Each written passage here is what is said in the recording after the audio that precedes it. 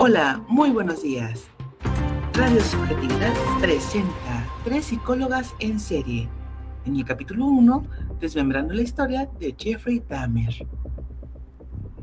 A continuación, escucharemos a nuestra compañera Ana Hernández con la cápsula sobre socialización. Adelante, Ana.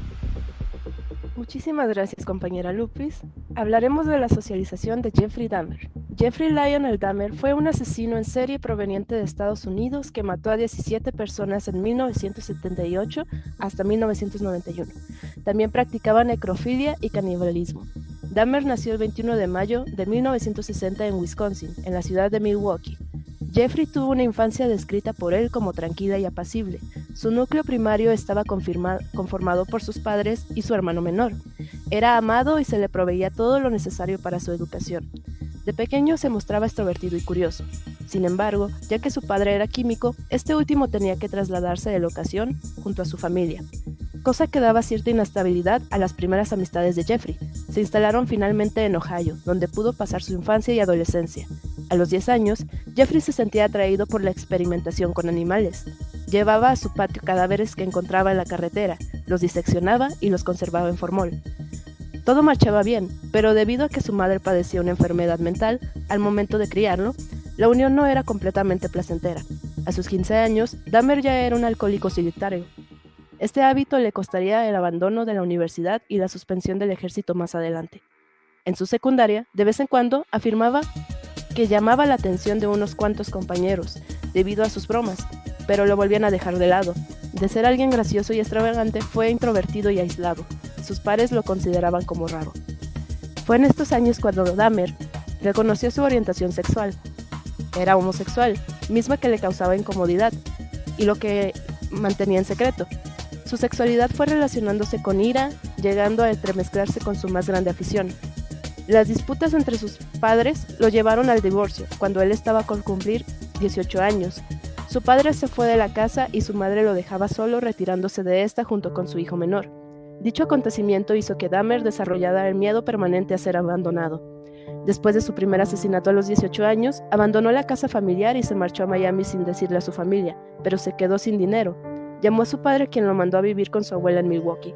Durante sus estadías intermitentes con ella, Jeffrey intentó regularizarse consiguiendo algunos empleos. Sin embargo, continuaba con conductas exhibicionistas. Seguía teniendo un impulso de asesinar, pero logró apaciguarlo un tiempo por medio de la religiosidad activa. Incluso trató de dejar el alcohol. Sin embargo, un hombre le insinuó un día para ofrecerle servicios sexuales. A partir de ahí, Dahmer retomó su frenesí sexual, visitando bares gay. La abuela de Dahmer, a pesar de no saber de sus actividades, le exigió que se mudara a otra parte. Dahmer se trasladó a un vecindario conflictivo, rodeado de drogas, prostitución, robos y tiroteos. En el departamento de Oxford, en todo el condominio, todos los inquilinos eran afrodescendientes, menos aquel alto y rubio que vivía en el número 213. Dahmer era encantador, ligaba con sus víctimas, los invitaba a su departamento para posteriormente drogarlos sin que se dieran cuenta. Fue detenido a sus 31 años, luego de que un par de policías encontraran algunas fotografías instantáneas de cadáveres y restos humanos en su departamento. Dahmer desarrolló la necesidad de preservar a los hombres que le gustaban y también de ejercer dominio.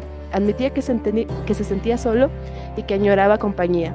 Le costaba mantener relaciones afectivas e incluso algunos medios cuentan que tenía síndrome de Asperger. A continuación, en la cápsula de estereotipos, los dejo con mi compañera Isis Aime García. Muchas gracias, compañera. Mi nombre es Isis García y ahora les compartiremos los estereotipos identificados dentro de la socialización de Dahmer. Pero primero dejemos en claro que un estereotipo no es necesariamente negativo o positivo. Todo dependerá de cómo lo interprete o integre el individuo y la sociedad. Dahmer pudo ser detenido en numerosas ocasiones, pero la poca pericia de la policía y el pensamiento racial en dicha época permitió que siguiera en libertad, ya que no era un perfil sospechoso una persona de tez blanca. De hecho, la mayoría de sus víctimas fueron de la comunidad afroamericana. El primer ejemplo fue con su primer asesinato. Su víctima se llamaba Steve Hintz. Fue antes de cumplir los 18 años cuando sus padres se divorciaron. Su padre lo abandonó en su hogar, lo que provocaría en Dahmer tal frustración que el 18 de junio de 1978 llevaría a cabo su particular venganza: recoger a una persona en medio de la carretera, a quien conduciría hasta su hogar para asesinarle, descuartizarle y utilizarle para sus desviadas fantasías. Introdució el cuerpo dentro de bolsas de basura y condució hasta un vertedero. Daphne excedió el límite de velocidad, lo que hizo que lo detuviera un policía. Le pidieron que abriera el maletero y preguntaron por las bolsas. Daphne indicó que era basura que llevaba. El policía tomó su palabra por cierta y no revisó nada más. Otro fue en el proceso de asesinato de Corica Sifsofone. Este joven era hermano del chico que fue víctima de abuso por parte de Daphne, por quien el asesino había sido procesado. Luego de someter a Sifone, Daphne practicó la trepenación, que básicamente es agujerear el cráneo, e inyectó un tipo de ácido, lo que generó un efecto de somnolencia en la víctima. Después Daphne salió a comprar bebidas alcohólicas y Sofón logró escapar. Corrió desnudo por el vecindario y los vecinos llamaron a la policía. Daphne se percató de lo que había ocurrido y logró convencer a los policías de que el joven trastornado era su pareja y que estaba en estado de ebriedad. Entonces, los policías acompañaron a ambos jóvenes al departamento de Daphne. Creyeron por completo la historia del criminal y se fueron. Daphne murió ese día. Ahora les dejo con mi compañera Lupis. Muchas gracias, Aime, te agradezco. Es importante entender el estereotipo de familia y sexualidad que se vivía en la época en Estados Unidos y en el mundo. Precisamente también en el pueblo donde estaba Jeffrey, en Bath, Ohio.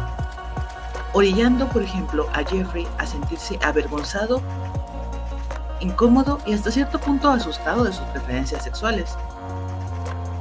Al no saber con quién o en quién confiar sus fantasías y lo que sentía, decidió optar por la puerta falsa, y esta fue el alcoholismo. Desde temprana edad lo padeció, acudiendo a casa de sus amigos antes de las clases a tomar algunos tragos para tratar de olvidar estas fantasías. También identificamos otro estereotipo en la vida de Jeffrey. Este sería, al ser él una persona blanca, atractiva, carismática, etc., esto siendo bien visto por la sociedad en la que se encontraba insertado, era para él más fácil atraer a hombres guapos, que él en una entrevista refiere que eran los que le interesaban y los cuales atraía con engaños a su casa para ver videos o diferentes actividades a los cuales ellos iban por decisión propia, nunca siendo obligados. Al ser una persona carismática, el perfilador especializado Robert Ressler menciona que Jeffrey nunca empató al 100% en ninguno de los perfiles de asesinos seriales de la época que hasta el momento había realizado. Hasta aquí sería esta breve cápsula que hemos compartido y será un gusto contar con ustedes en la siguiente. ¡Hasta pronto! Adiósito. Ask about the power outage. Listen to news radio stations for updates.